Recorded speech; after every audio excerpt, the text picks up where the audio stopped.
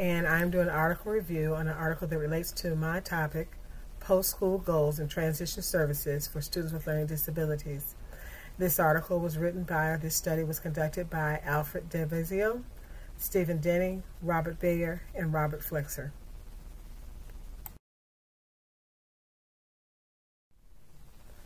The purpose of the study was to determine if the student's course of study combined with the transition goals were predictors of a student's post-school goals, to determine if the secondary course of study and special education services as it relates to the student's individualized education plan or IEP were satisfactory to the student.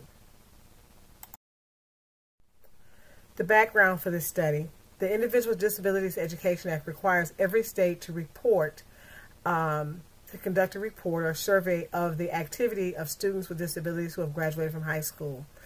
At the lowest level, the local education agency would be the school district. Schools, all high schools, would report the activity or the findings of students who have graduated, students with disabilities who have graduated from their schools, their post-secondary activities.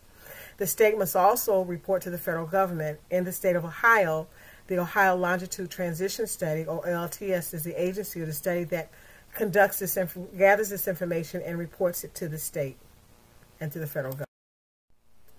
The rationale why the perception of most students with disabilities is that the planning, their academic experience, and also their participation in transition planning seems to be appropriate for them.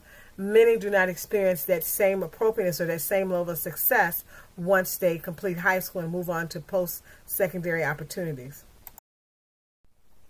The research questions for this study were: what were the employment and post-secondary education goals of individuals with learning disabilities exiting secondary education in Ohio? How well did the students' secondary program and transition services predict their post-school goals after controlling for student characteristics? What did students perceive as the most helpful in meeting their transition goals at the time of high school exit? Recruitment. The participants for this study were a subsample of students surveyed from that Ohio longitudinal study, which went across the state. 250 local education agencies, which consisted of social service agencies and other agencies that may assist students with disabilities rehabilitation services, also were asked to voluntarily participate in the recruitment of potential participants who represented the cross-section from the city, or the suburbs, or the rural areas of Ohio. These recruiting agencies agreed to recruit potential participants who had IEPs and who had either graduated from high school with a general education diploma or aged out of IEP services. The term aged out refers to students who have reached their 22nd birthday and no longer qualify for IEP services. The participants: 718 potential participants were identified. However, only 416 volunteered for this particular study, which is approximately 58% of the potential participants who volunteered to even be considered for the study. Of the 416 volunteer participants, they were broken down into their location where they live, their gender, and also their ethnicity. The location also had a relationship to the type of school that they attended. So as you see here, those who lived in the city, 28.5%, those who lived in the suburbs, 52.2%, and the rural area was 75%. Gender, 38% were female, 60.1% were male. The ethnicity, 83.7% were white, 10.3% were African American, and 60% were other ethnicity. The instrument, or instruments, shall I say. This study utilized two instruments: a student record review. The student record was the possibility of going back, or I should say going into the student's file and gathering the cumulative folder also with the special education records. The joint combination of the records you used to verify academic credits, special education eligibility, the contents of the IEP transition goals, and it also served as a cross-check for information provided by parents and students during the interviews. The student family interview was administered by each student's IEP case manager, who was familiar with the student and their parents. The case manager also surveyed the interview questions prior to the interviews so that they could make sure that it contained the clarity, content, and reliability that were needed to get the answers, and not seeking for particular answers, but just to get the honest, the truthful answers from the participants. This data was recorded on bubble sheets, which was easier for coding. Participants were surveyed in the spring of the year. That's generally when all schools hold what are called, exit interviews for students with disabilities who are exiting the secondary high school experience. The surveys were conducted face-to-face with the special education case managers at interview. Each interviewer, also it should be noted, each interviewer participated in training prior to conducting the interviews. Approximately 96% of the participants answered the questions independently. The remaining 4% utilized the assistance of their parents. Data analysis. Two types of analysis of the data were used to determine the dependent and also independent variables. The independent variable being that of the student themselves. A chi-square which shows the relationship, was used to investigate whether distributions of categorical, which were gender and vocational items, differed from one another. In the case of this study, the chi-square revealed that gender and vocational participants were the dependent variables that impacted participants, which was the independent variable, post-secondary opportunities for educational employment.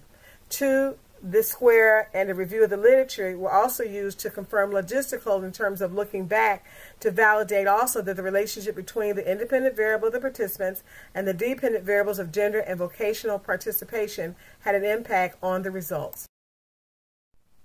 Findings. The general findings of this study were that 70% of the participants indicated they would enter some level of post-secondary education. 80%, which is a larger number, participants indicated they would obtain some type of employment. The chi-square findings in the categorical variables, male participants were more likely to seek employment or military enlistment due to participation in secondary career and technical courses. Female participants were more likely to seek part-time employment 2 to 4 year college attendance due to participation in career courses. Rural participants were more likely to select employment. Suburban participants were more likely to select a 4-year college. African American participants were more likely to participate in work-study programs than their white or non-Hispanic counterparts. One, as we answer the questions, to go back to the beginning of the study, what were the employment and post-secondary education goals of individuals with learning disabilities exiting secondary education in Ohio? It should be also noted that within the transitional plan of an IEP, there's a training component, an educational component, and a daily living questions that have to be answered for goals. 94% of the participants expected part-time or full-time employment and identified that within their goals. 70% of the participants expected to attend a technical or 2 or 4 year college and identified that as one of their goals. 90% of the participants anticipated some type of inclusion academic setting, which means they were in a co-teaching setting or a setting where there were special ed and regular education students who were taught by a team of 1 regular ed and 1 special ed teacher. 62% of the participants attended inclusion ELA classes, 66% participated in inclusion math classes, and 60% participated in inclusion career and technical classes. How well did the students' secondary program and transition services predict their post goals after controlling for students' characteristics? 4 predictors for post-school employment. 1, participation in inclusion academics. Most students stated that their participation with their regular ed peers greatly impacted their success or their planning for their success after high school. It put them within the real world environment.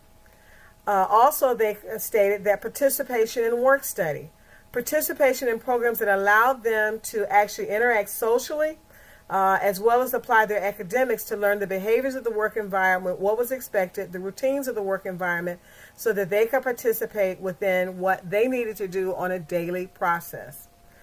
The third thing was participation in vocational education. Participation in vocational education was extremely important because many of the students identified the fact that they would seek employment afterwards. Most of this employment in the technical world or vocation world stemmed from their participation in courses such as electives as maybe or the course of study for computer science or for vocational in terms of auto mechanics or culinary arts or things of that such that allow them experience in the educational setting for those particular careers. The fourth thing they noted was enrollment in a vocational school. Some programs do have opportunities for seniors to participate in a vocational school setting. It's kind of a dual enrollment program. But this program, they say, to also help them to gain access to what they could expect after high school in terms of schedules or rotations or their daily living experiences, and even the course content in terms of how they would manage those particular items within their daily lives. Goals. This question number 3. What did students perceive as the most helpful in meeting their transition goals at the time of high school exit? The participants of this particular study, and as you can see the rankings here, it was done on a 4-point Likert scale. And I know in class we studied, looked at our chapters of 5-point, but this one particularly, the highest, or tying for the highest, career and technical education. The participants really leaned on the fact of their exposure to the possibilities of what they would be active or engaging in after high school. Getting to know careers, or even just exploring what careers and what they involve, what skills that they would need, what academic courses related to, their strengths and weaknesses. Here in Georgia, just as a side note, we have the students participate in a series of what we call Georgia 411 or other inventories as an ASVAB to find out what their strengths and weaknesses are. And that's what this study also revealed, that the students in career and technical education are able to explore their skills, their strengths, and match their strengths and their interests to careers. Also important was paid work found by the participant. Many of the students said that their ability to find work, wherever that would be it fast food or in the mall or wherever that may be, but that work that they found by themselves was greatly impacted their ability to grasp post-secondary opportunities for work or for school. And then third was job shadowing. Job shadowing was also helpful because they not only got a chance to participate in the environment, but to ask questions and to gain a greater insight as to what it would actually take, not only to enter the job, but also looking for improvement or their growth in the job, how they will manage their job, how they manage school, or how they manage their money, their daily living expenses. All of that came from job shadowing and the conversations that they had with the mentors who provided the job shadowing.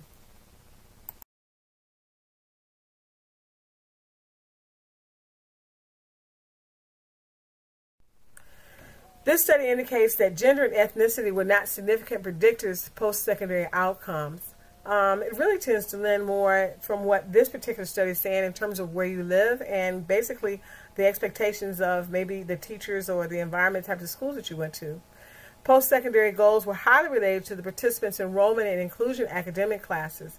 Their ability to grasp the standards, the Common Core standards as we have now, and that information that takes them from just the knowledge itself that's within the course to an application and a generalization to the world of work and school as they may have it. The participants' indicators of career and technical education, paid on their work, and job shadowing played a major role again in their post-secondary outcomes. Also, ratings were high in extracurricular activities, socialization, daily living, and participating in college courses prior to their actual enrollment. Some students participate in the remedial courses to bring their skills up. Others may not, but still it's a part of them learning to function to a new set of social requirements. The fourth thing was participants were satisfied with their employment planning and less satisfied with their educational planning. I think in reflecting on the article, many teachers plan for their employment, but not as much for the educational piece. And this is something, an area that probably would suggest future research on this area in terms of saying, which is why I selected. Limitations of this study. The correlation study cannot determine causality. The correlations of the different factors they had between male and female and where you're living, they really weren't equalized in terms of the representation. The authors of this study, just in terms of the male and female, from 38 to 60%, you really can't give a really just factor on that. And also, they really didn't have any depth knowledge in terms of what the students had experienced before they arrived at the high school to make sure that all students had had the same type of experiences so that you can really determine a causal factor. The self-selection of schools, students in terms of picking the schools and also in terms of the recruiters in the schools that they pick. The study was limited to the state of Ohio. The data analysis were limited to school settings. This is another area of interest that I have in terms of we often have these exit exams and these transitional plans, but very seldom are they follow the student to see what he, not only just asking the question, what are you doing, but how can we have better prepared you for what you want to do if that's not happening. If it is, how can we better prepare you? The other limitation was teacher bias in the interpretation, which you all probably got when I mentioned that of the survey, saying that the teachers read the questions prior, had exposure to the questions, and then were allowed to paraphrase the questions to make sure that clarity and content were there for the participants' responses and those of their parents. Teacher biases can come in because some students may not have gotten the same questions, or the inflections in their voice could have led students to provide different answers. So those are some of the limitations of this study.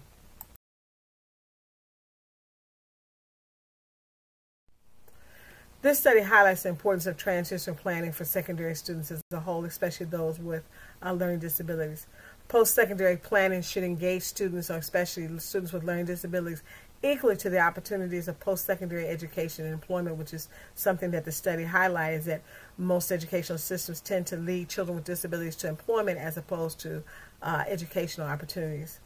And the final closure statement for this particular presentation is, the future rests in post-secondary transition planning for students with learning disabilities in American high schools.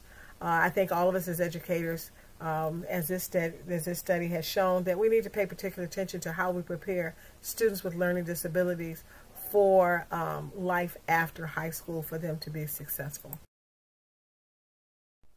Here's my reference. Again, the authors are presented, and the URL is located should you decide to read this particular article. Thank you, and have a good day.